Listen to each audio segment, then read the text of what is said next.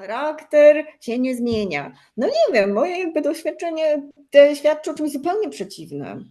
Mhm. Bardzo dużo transformujemy. Tak. Świadomie, świadomie pracując nad sobą, albo również za pomocą jakichś takich triggerów, jakichś dużych, nie wiem, katalizatorów w postaci różnych trudnych doświadczeń. Mhm. To jest moment transformacji. Nie wydaje mi się, żeby można było przejść przez życie zupełnie w takiej formie niezmienionej. Nie, no oczywiście zmieniłam się, tak, tak. Ale wydaje mi się, że na plus. Tak. Mam przynajmniej taką nadzieję, mam taką iluzję. Pozwól mi zachować tę iluzję, że jednak na plus. No tak, ale bardziej w takiej zgodzie ze sobą. Dla mnie to też Tak. jest to, że to tam jakby to niezależnie od tego, jak ja się zmienię, ale bycie coraz bardziej w zgodzie ze sobą. W przepływie z Mirą Łużny.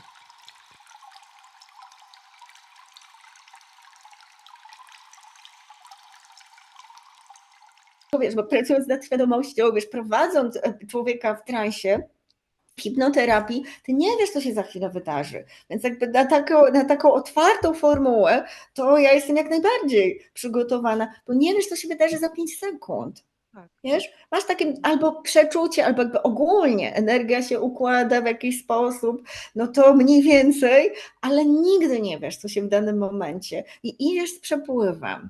A potem też może niekoniecznie musisz to pamiętać. To się ma wydarzyć tu i teraz. Jak jesteś jeszcze otwarta, jak się nie stresujesz, to po prostu nadświadomość wiesz, to płynie.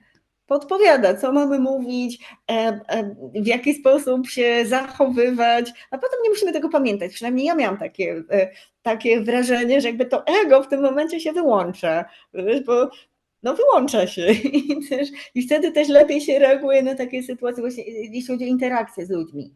Wiesz, w ogóle już nie ma jakiegoś takiego stresu. Najbardziej mnie zawsze właśnie ta strona techniczna kiedyś stresowała, czyli na przykład, zwłaszcza jak ja to miałam, uruchamiać. Wiesz, że jakby sama, ale na szczęście zawsze mam od tego ludzi, zawsze. I oni są tacy życzliwi, tacy wspierający, wiedzą, że ja nie wiem, więc wszystko ustawią. Ja mam tylko wyjść i gadać. I to jest w sumie bardzo dobrze. Tak, i właśnie to, co mówisz o tych sesjach, ja też mam tak z tymi, jak ktoś coś do mnie mówi, no bo ja mam takie sesje indywidualne z kobietami, które przychodzą z różnymi tam rzeczami, albo tak jak na kręgu też się dziewczyny dzielą różnymi rzeczami. I ja też na szczęście tego nie pamiętam, w sensie, bo ja nie potrzebuję tego pamiętać później. Nawet lepiej, że ja tego nie pamiętam, bo ja, wiesz, jakoś może mogłabym to jakoś mielić w sobie i tak dalej, ale no nie, bo to jest też no niepotrzebne, tak? Czy ludzkiej historii nie zbieramy, nie wchłaniamy jak Tak, gąbka, ale pamiętasz, co ty mówiłaś w danym momencie? Jaka mądrość, jaka energia przez ciebie płynęła? Bo ja tego Nie, też nie pamiętam. A nie. ludzie na przykład, wiesz, co się okazało, pamiętają takie spotkania latami. To mnie bardzo zdumiało. Wiesz? Mhm. Bo jakby ja mam takie podejście, że jestem jako antena. No, nie chcę powiedzieć narzędzie, po prostu płynie świadomość, płynie energia źródła i tyle. Nie ma za bardzo w takiej pracy mnie jako mnie, w sensie. Ja jako ja to jestem potem. Albo przedtem. A w trakcie nie. I potem zapomnę sobie, okej, no fajnie. Więc jak ludzie potem masz jakiś feedback, jak to się profesjonalnie nazywa, to tak życzliwie, okej, uśmiecham się, ale ja na przykład mogę tego do końca nie pamiętać. Czasem oczywiście pamiętam, ale mogę tego nie pamiętać. Zwłaszcza tych cytatów, co to ludzie potem cytują i są zachwyceni. Ja to powiedziałam, okej, no dobra, może w danym momencie coś przeze mnie przepłynęło. Dziękuję, że jesteś.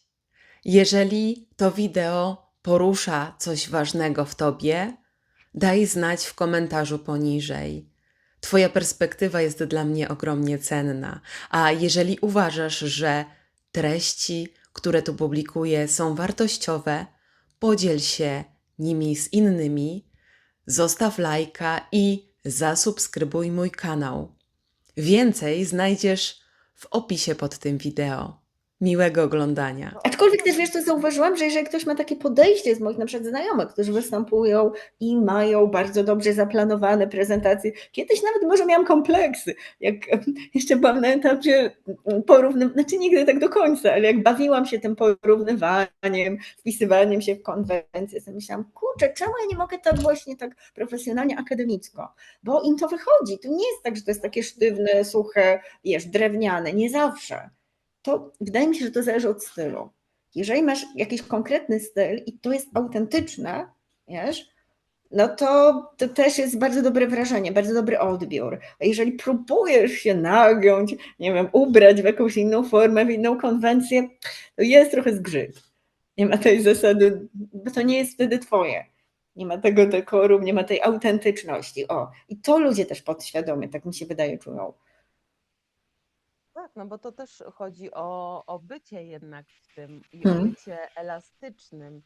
Bo ja też często mam tak, że jak nawet właśnie z tymi prezentacjami, to ja coś tam po prostu mówię we flow, mówię i potem klikam prezentację i aha, to już powiedziałam, nie? Okej, Że gdzieś tam to, ale bo to jest takie też, żebym po prostu pamiętała, nie? Że niektórych rzeczy Aha. po prostu mi umykają, że aha, jeszcze No, to, dobra, ty, okej. jeszcze to. Ale że to gdzieś samo płynie. No. Mhm. No, i to jest, nie ma tak, że nie ma jednej, jedynej formuły, moim zdaniem, jednego jakiego gotowca, że każdy powinien to robić tak, tak, tak. Bardziej znajdujemy jakby swój środek wyrazu w tym wszystkim. Jak to jest autentyczne, zgodne z tobą i ty to czujesz, to wtedy ludzie też to czują. A jak jest, bo ja raz próbowałam, wiesz, jak prowadziłam warsztaty właśnie z komunikacji i uczyłam, a to było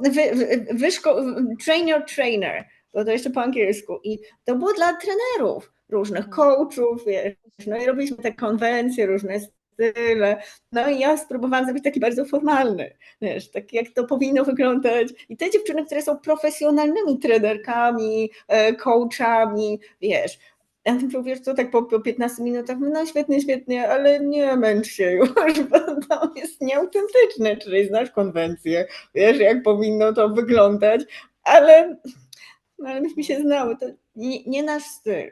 Więc jeżeli to jest jeszcze zgodne z tym, to nie ma jednej, jedynie słusznej. I myślę, że tak czy inaczej, to co, nie wiem jak ty do tego podchodzisz, ale mnie się też wydawało, że to i tak jest tylko pretekst, bo te najgłębsze procesy zachodzą na poziomie energetycznym, często nieuświadomionym. Czyli dla umysłu mamy jakiś pretekst, jakiś powiedzmy wykład, jakiś temat, jakąś potem dyskusję, co ja zresztą bardzo lubię, bo ja nie lubię, znaczy wolę formę warsztatową, wiesz, dialogu, rozmowy, a nie jakiegoś tam wykładu. I tak zawsze proszę o pytania, żeby była jakaś interakcja. No i to jest pretekst dla umysłu, bo praca jest i tak energetyczna, głębsza i to jest ważniejsze niż wszystko inne. Reszta jest tylko pretekstem do tego, żeby ta energia po prostu płynęła. Przynajmniej takie ja miałam. Ja miałam właśnie zawsze do tego podejście, więc nieważne. Zresztą czasami organizatorzy, wspomniałaś, jak ja nie chciałam występować, jeszcze miałam taką fazę, że nie bo ja nie jestem jakimś zwierzakiem scenicznym.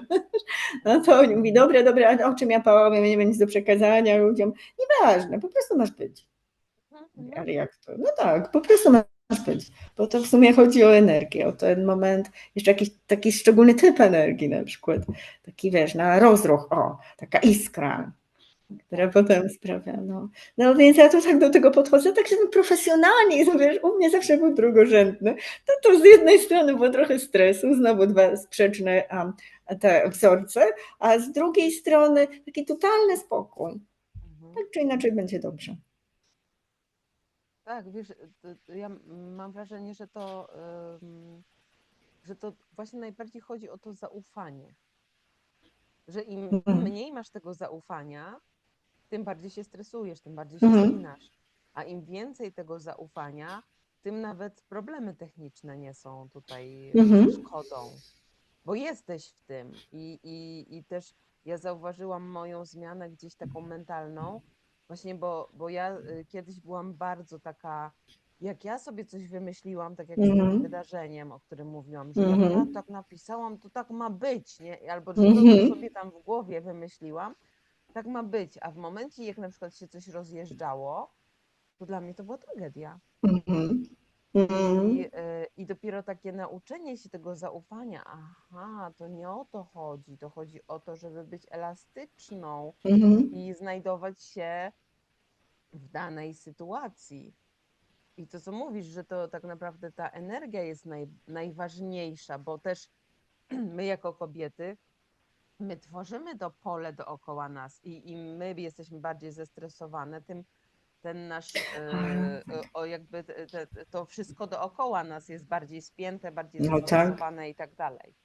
Tak, a to bezwzględnie, wiesz, tu w ogóle w hipnoterapii trzeba mieć w tym sensie mocne nerwy, ponieważ nie wiesz, co się wydarzy. I jeżeli jest jakikolwiek niepokój, wiesz, jak na przykład, no nie wiem, pomagam, opiekuję się takimi początkującymi terapeutami, no to jest najważniejsze, bo nie znasz dnia ani godziny, nie wiesz, co się wydarzy, ale gwarantujesz jakby to klientowi totalny spokój, totalne opanowanie, bo jak nie, no to ludzie bardzo, zwłaszcza w tym innym stanie świadomości, bardzo czują. I oczywiście reagują. Wtedy jest wzmocnienie pewnych reakcji.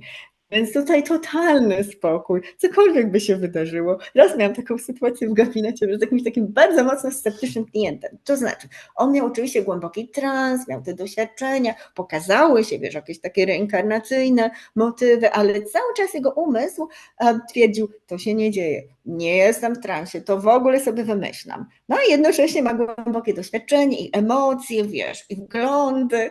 No i w pewnym momencie jakiś taki usłyszałam bardzo wielki hałas, no ale nie możesz wstać i po prostu sprawdzić, co się dzieje. Najwyżej ktoś się włamuje i tu jesteśmy spokojni, bezpieczni, skończymy, to sprawdzę. No i rzeczywiście faktycznie były zamknięte drzwi od jednego gabinetu, tam jest korytarz, zamknięte drzwi od drugiego gabinetu, a on to usłyszał, wiesz. Poszliśmy sprawdzić już potem, jak był wybudzony, poszliśmy sprawdzić, co się stało, wiesz, co się stało, odpadł karnisz. Sam z siebie, nie było żadnego przeciągu, taki wiesz, takie stare budownictwo, takie stare karnisze, co to są na fest, przymoc przyśrubowana, on po prostu odpadł, rozbił doniczkę, no i jak to wytłumaczyć licznie? Mówi, okej, ale to jest faktycznie dziwne. Energia, dla sceptyka nadświadomie, tak, bo on chciał wszystko tłumaczyć, ale tu nie sobie to wymyślam, to jest jakieś logiczne wytłumaczenie, no tu nie bardzo było. Niemniej jednak wtedy się śmiałam potem, że nawet jakby ci się rozpadał wokół, rozpadała przestrzeń, ty absolutny spokój, absolutny spokój. Dlaczego? Dlatego, że właśnie tego wymaga jakby odpowiedzialność za osobę, z którą pracujesz, za grupę, wiesz, za ludzi, którzy przychodzą na ten spokój. Nie wiem, co się wydarzy, nie wiem, jak bardzo coś pójdzie nie tak, w cudzysłowie. A poza tym, wiesz, ludzie nie znają twojego planu oryginalnego. To też zauważyłam akurat dla perfekcjonistów. Oni nie wiedzą, co ty naprawdę sobie założyłaś. Oni tylko założyłaś pierwotnie. Oni patrzą i im się podoba. Zwłaszcza jeżeli nie reagujemy stresowo, nie reagujemy, wiesz, jakąś taką frustracją. Oni myślą, że tak ma być. I tak ma być. Tak, ja też właśnie się tego nauczyłam, jak ja to zauważyłam, że to tylko jest w mojej głowie, że ja coś wiem, że nie jest tak, jak powinno być, to było takie rozluźnienie od razu i mam takie wow. I sobie, wiesz, to powtarzam, że przecież oni nie wiedzą, że na przykład ja tutaj chciałam coś zrobić, bo tylko ja to wiem. Tak. Dlatego ja już nie piszę tych takich szczegółowych planów. O, okej. Nie, no szczegółowych dobrze. Wiesz o to chodzi, bo to mnie wtedy mocniej stresuje, Tak. Bo też ten umysł również tej drugiej osoby, on wtedy, no dobrze, to czeka, to kiedy to będzie to konkretne coś, co tam jest napisane. Nie? Tak.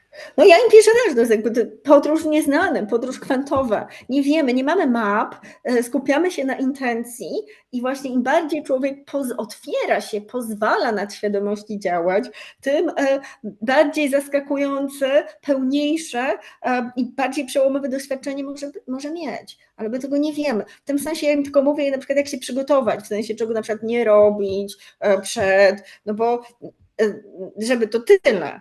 Czego jakby, no nie wiem, żeby się ubrać luźno, wiesz, żeby tam nie żadnych psychoaktywnych substancji nie zażywać, no to tak, bo to powinni wiedzieć wcześniej. A jak to będzie wyglądać? Nie wiemy, nawet nie wiemy, ile potrwa doświadczenie.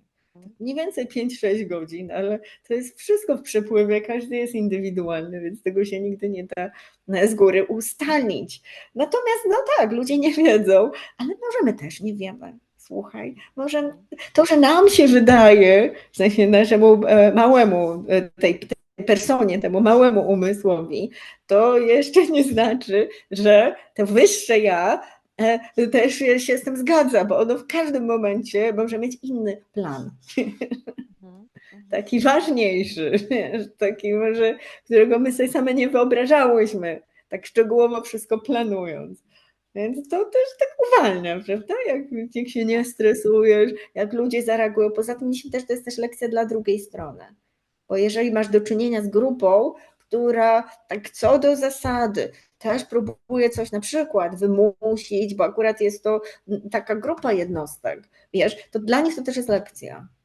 Jak spotykają się, ja to tak zawsze patrzę, tak się spotykają z takim nieogarem jak ja, a tu mają silną potrzebę kontroli, mają to zmienić, wiesz, po to najczęściej przychodzą tego, nawet jak są świadomi. I pierwszy ząg, tak, i pierwszy ząg, bo Mirusi wszystko tam, wiesz, rozjeżdża, technicznie, oczywiście, ale ja myślę, że to jest częścią szerszego planu, bo wtedy ludzie się uczą, bo na przykład pojawia im się irytacja, no bo jednak niby nieoczekiwani, ale oczekują, że to będzie na 16:27 i nie 28.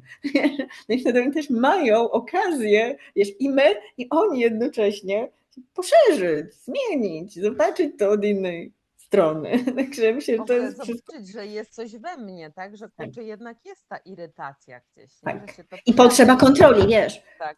Wymuszenia. Także to też jest. Nie, czasami robię to nawet specjalnie, ale nie zawsze, najczęściej. No tak, no tak, tak żeby badać czyjeś granice cierpliwości, akceptacji takiego, znaczy z ich perspektywy to jest chaos. Z perspektywy, wydaje mi się, ludzi takich kontrolujących, takich control freaks, to jest chaos. Ale najczęściej, wiesz, oni przychodzą, żeby to zmienić, bo to ich mocno ogranicza. No a wszystko jest takim doświadczeniem, wiesz. To nie jest tylko teoria, że oto będziemy siedzieć, nie wiem, czytać sobie jakieś materiały, obejrzymy filmik. To się dzieje tutaj, to jest interakcja, to jest poligon. Tu masz się nauczyć tego właśnie w taki sposób. Więc to w jaki sposób dochodzi, nie tylko te treści, co my sobie planujemy na takie wydarzenia, albo nie dochodzi, czasem nie dochodzi do spotkania, to jest elementem szerszej całości. To też mi się bardzo podoba. Nawet jeżeli my nie do końca jesteśmy tego świadome. O, właśnie, bo jesteś do końca świadoma tego, po co się dzieje, czy się na przykład orientujemy w trakcie. Albo na post factum. Albo w ogóle potem, właśnie post factum, że coś się wydarzyło i dopiero po jakimś czasie, to o to chodziło, nie? Tak, i temu służyło i przychodzi ten moment, wow, a tu tak się stresowałam, więc to jest jakby super, że nam nie wychodzi, super. To będzie dobre przesłanie. Świetnie, nie wychodzi ci w życiu, świetnie. Masz problemy, masz wyzwanie, juhu. No, ale też trochę poczucia humoru też się przydaje. Tak, a powiedz mi, czy ty kiedyś byłaś inna? No bo ja w sensie? Znam właśnie, w sensie, no tak jak ja kiedyś właśnie też byłam takim control freakiem, taką właśnie people pleaserką, taką osobą, która gdzieś tam za bardzo chce i moją wewnętrzną pracą, no to gdzieś sobie pozmieniałam to. A czy ty zawsze byłaś taka właśnie rozjechana, też radosna, taka właśnie zawsze tu i teraz, czy kiedyś byłaś właśnie też taka, nie wiem, jakaś, no właśnie jaka? I tak i nie, wiesz co, taka rozjechana i radosna byłam zawsze, natomiast kiedyś byłam kontrolerem nie. Tego akurat nie, tego rysu nie miałam, ale ja miałam rys bardziej taki depresyjny, bo ja próbowałam się wpasować właśnie w oczekiwania innych, taką konwencję, bo mnie się wydawało, że tak bardzo odstaję od tego świata, właśnie tego świata, gdzie wszystko jest bardzo ułożone, gdzie nie ma możliwości, nie ma żadnego miejsca na taki chaos twórczy, na to, że wszystko musi być dokładnie na godzinę, idealnie i są te wymagania. Wiesz, tak, ja bardzo się stresowałam, bo prawie zawsze wydawało mi się, że ja nie spełniam oczekiwań ludzi, wiesz? Bo oni oczekują, że będę kimś innym, a ja sobie zawsze myślałam, no kurczę, ja nawet nie, wiesz, ja nie tworzyłam takiego imidżu, jakiegoś sztucznego, ja mówiłam, że jest jak jest, halo, ale nie rozumiałam jednej rzeczy, że oni patrzą na przykład na, wiesz, na rybę i myślą, kurczę, czemu to nie jest ptak? I tak się denerwują, mówię, ale przecież halo, ja jestem rybą, tak? No to dlaczego wy macie oczekiwania, że ja przecież nie będę, aczkolwiek starałam się. Starałam się właśnie, żeby oni nie byli rozczarowani, to się i tak nie udaje, bo jak mi się wydawało, że już zrobiłam wszystko, tylko to nie była ta właśnie kontrola, to była właśnie próba, na pewno bardziej się próbowałam tak, dopasować do oczekiwań innych i jak mi się nie udawało, to nie było związane z frustracją, ale raczej z takim głębokim smutkiem, że ja jestem jakaś taka nieadekwatna do ludzkich oczekiwań, że w związku z tym być może będę, nie wiem, sama albo niezrozumiana, ale ja naprawdę chciałabym, żeby oni byli szczęśliwi, nie? Tylko że nie jestem w stanie tego w ten sposób, a potem zrozumiałam, że przecież to nie o to chodzi. Nie, to oczywiście ewoluowało, tak. Ja nie spotkałam, wiesz co, przecież dużo ludzi spotykam na takim głębokim poziomie interakcji. Nie spotkałam jeszcze w życiu nikogo, kto by się nie zmieniał przez lata. Wiesz? Nie dojrzewał, nie wiem, nie poszerzał jakiegoś spektrum doświadczenia, zrozumienia. To jeszcze mi się nie zdarzyło.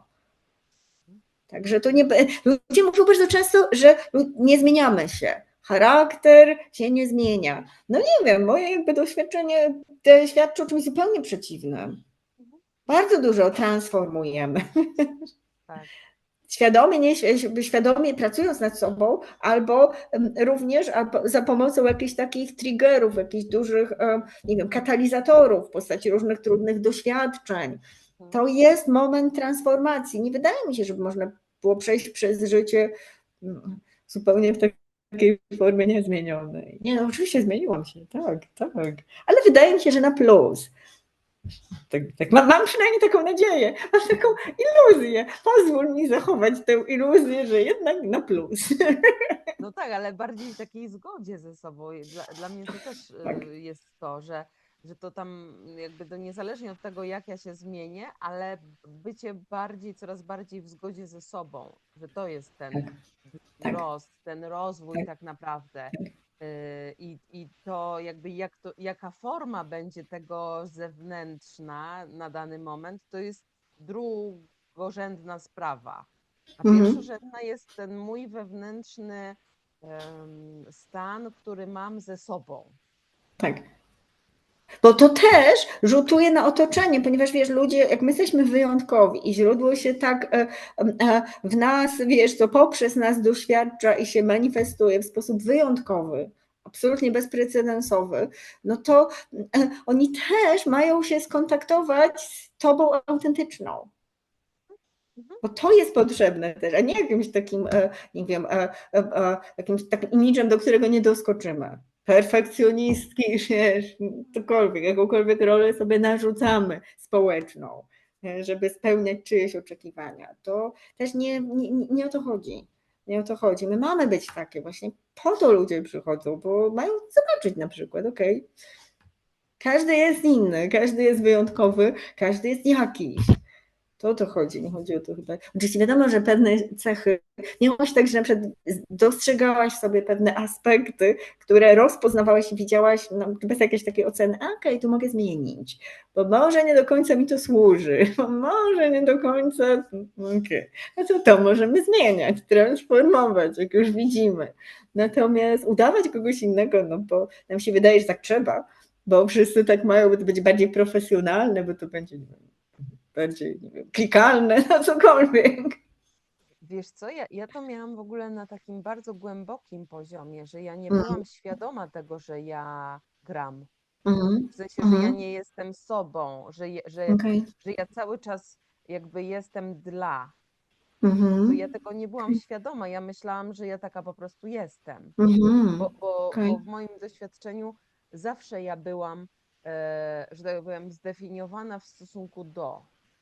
Wiesz, ta Okej. taka osobowość Aha. uzależna od Aha. innych. Mhm. Okej. I wiesz, Czyli długo nie wiedziałaś. Okej. długo nie wiedziałam. Ja dopiero właśnie Mhm. jak gdzieś tam zaczęła się ta moja samoczułość, to ja zaczęłam siebie poznawać i ja mam takie kurcze, wiesz, bo ja mimo tego, że byłam w tym rozwoju już, no teraz już jest ponad 10 lat, no to przez długi czas ja robiłam cały czas rzeczy do zewnątrz.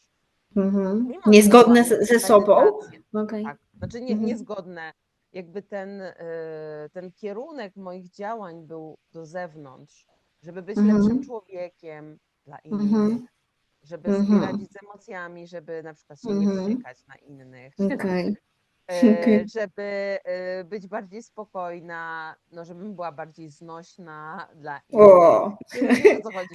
I No. jakby mimo tego rozwoju, Mhm. samorozwoju, te rzeczy, albo żeby sobie, nie wiem, poradzić z traumami, Mhm. wyleczyć Mhm. traumy, dzieciństwo, coś tam, no żeby być lepszym człowiekiem, tak, żeby bardziej być dostosowywalną. O! A dopiero w momencie, Czy kiedy żeby lepiej ze sobą wytrzymać, wiesz, bo to może być, to nie musi się wykluczać. To wszystko jest jakby tak dla mnie spójne, żeby ze sobą bardziej lepiej się czuć, żeby bardziej się oczywiście polubić. teraz No. tak, teraz ja to wiem, że tak Okej. jest, ale to było cały czas do zewnątrz i ja jakby Okej. robiłam też wszystko, żeby się do siebie nie zbliżyć, tak A, naprawdę. okej. Wiesz, o Czy co żeby się chodzi? nie poznać, w Tak, sensie nie zobaczyć tych wszystkich, nie wiem, tak, aspektów cienia. żebym jeszcze bardziej tam, dobrze, to ja jeszcze bardziej Mhm. będę walczyć ze sobą niejako, A to nie pracując wchodziłaś nad w sobą. wyparcie i wtedy jakby nie wchodziłaś w wyparcie, no bo jak nie chcemy Tak, siebie poznać w pełni, no to mamy przekierowanie uwagi, mamy wzmocnienie czegoś, czego tak naprawdę nie chcemy mieć, ale zamiast to zobaczyć w ale ogóle, tym mamy bardziej ucieczkę. jest. No nie, zobaczyć, no dobrze, no to ja też mam taki aspekt, no i okej, no to teraz co ja z tym mogę zrobić? Na przykład, nie wiem, brak cierpliwości, o, bo pancia sobie zakłada, że wszystko musi być tak, a jak musi poczekać, bo coś nie działa, to się zaczyna denerwować. Okej, to zamiast się na siebie denerwować, wiesz, oczywiście, że dla ludzi fajnie, żeby im nie robić awantur, okej, ale też, żeby samemu nie czuć takich emocji na 500%, bo to nie Tak. jest potrzebne.